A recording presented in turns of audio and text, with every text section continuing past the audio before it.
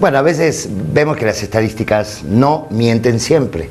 Escuchamos las opiniones de las personas y se dan cuenta, prácticamente fue entrevistado la misma cantidad de hombres y la misma cantidad de mujeres, y básicamente es una enfermedad que la padecen la mayoría de mujeres. Los hombres también, pero luego más adelante vamos a estar hablando cuál es la diferencia en cómo la padece la mujer la depresión y cómo la padece el hombre.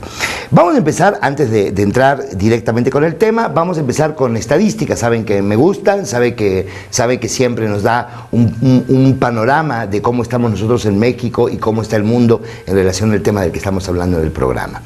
Y fíjense, en México, interesante, una de cada cinco personas padece depresión, y solo una de cada 10 personas recibe atención, que cerca de 20.660.000 mexicanos padecen depresión. ¿Qué me cuentan? Sin contar, por ejemplo, la variación poblacional hasta la fecha, porque esto es una estadística que tenemos desde 2009.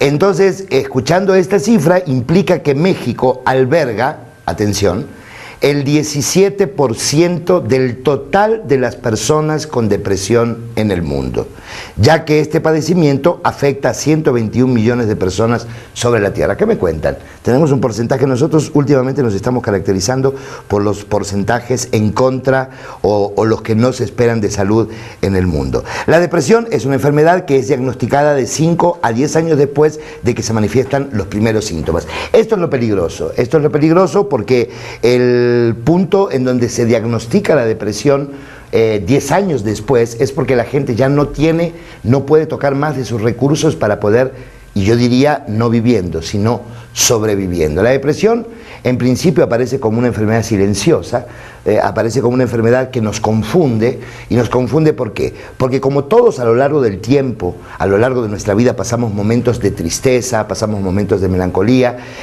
muchas veces decimos, bueno, ya pasé momentos parecidos y seguramente esta tristeza, como estaba tan mal, no me daban ganas de levantarme, pero bueno, a la semana, a las 2 semanas ya estaba mejor y ya empecé.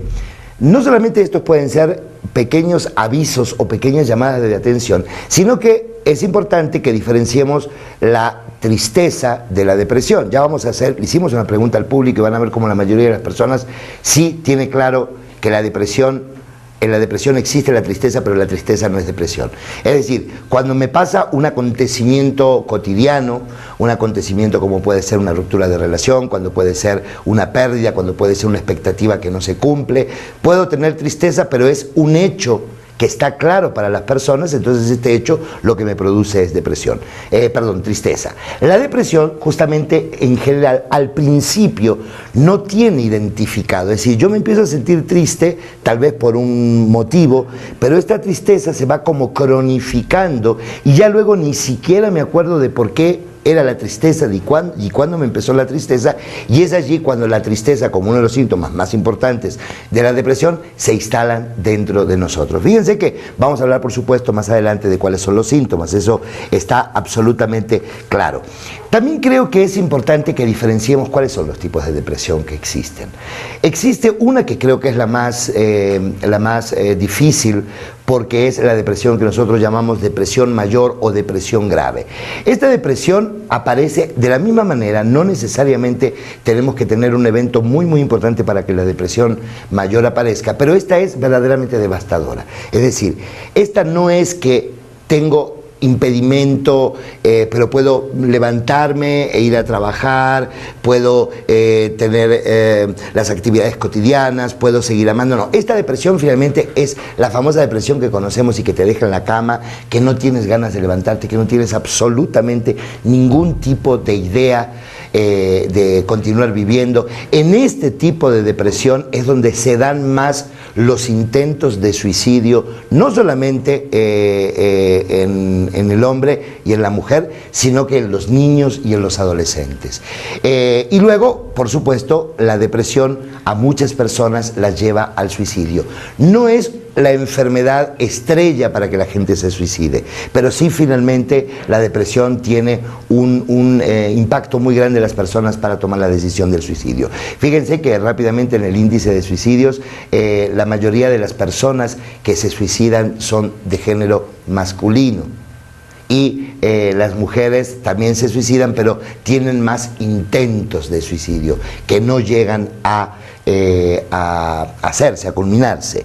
De manera tal que esta enfermedad, la depresión grave, es, digamos, la más peligrosa, porque no solamente se puede cronificar y perdurar, y luego puede tener, por supuesto, algunas complicaciones con otro tipo de patologías. Muchas veces este tipo de depresión puede hacer que sea causante de alguna enfermedad física, como puede ser la diabetes, como puede ser los problemas cardiovasculares, los problemas de depresión. Es decir, la depresión juega un papel muy importante incluso en la mixtura de las otras patologías que la persona puede tener. Y por supuesto se van complicando estas cosas y hace que justamente sea mucho más difícil. Otro de los tipos de depresiones que conocemos es la que incluso aquí en México ahora la mayoría de los muchachos cuando ven a un compañero que está con subes y bajas del estado de ánimo, le dicen: oye, eres bipolar. Bueno, la depresión bipolar, o conocida antes como depresión maníaco-depresiva, es una depresión en donde por momentos tenemos estados de ánimo muy eufóricos, diría yo, rondando con la manía, es decir, conductas que son básicamente impulsivas, conductas que no son pensadas. Cuéntoles algunos de los síntomas de la depresión maníaco-depresiva cuando los pacientes están en estado de manía: personas que te pueden llamar a las 3 de la mañana, a las 4 para contarte un proyecto, siempre tienen una euforia por proyectos, por culminar cosas, por hacer cosas, todos los negocios los hacen, y por supuesto se meten en muchísimos problemas porque no están guiados desde la lógica, están guiados desde la enfermedad. Y luego entonces, después de un periodo que puede ser 1, 2, 3 meses, empieza entonces a disminuir la manía y empieza a aparecer una tristeza profunda, empieza a aparecer un dolor profundo, dos de los sentimientos más comunes en la depresión. Y entonces ahora ya, así como veíamos a la persona en meses anteriores con mucha euforia, ahora lo vemos absolutamente tirado, sin ganas, y esto por supuesto llama mucho la atención. El problema es que, como a veces no se presenta la depresión maníaco-depresiva de una manera tan franca, es decir, con estas características tan claras como yo les estoy diciendo, la gente en general etiqueta a ese hombre o a esa mujer como una persona que tiene muchos cambios de estados de ánimo, pero finalmente puede estar presentando síntomas de depresión maníaco-depresiva. Y luego existe la depresión que es, digamos, la que nosotros llamamos la depresión más común, que es la depresión moderada, que la llamamos depresión distímica. Esta es la depresión a la que yo llamo la enfermedad que aparece de manera silenciosa y que la podemos cargar por muchísimos, muchísimos años. ¿Por qué? Porque esta depresión no nos impide ir a trabajar. Lo que pasa es que vamos a trabajar de una manera desganada. Cada vez que nos levantamos en la mañana, realmente sentimos que quisiéramos quedarnos durmiendo. Esta depresión distímica tiene también la característica de no tener ideas estimulantes del futuro. Las únicas ideas que aparecen son las del presente, y estas ideas que aparecen en el presente son ideas siempre generalmente negativas, trágicas. La depresión distímica hace que se baje finalmente la sexualidad de una manera importante, o como dirían los psicoanalíticos, se baje la libido, la sexualidad. Entonces tanto hombres como mujeres no tienen ganas de tener relaciones sexuales.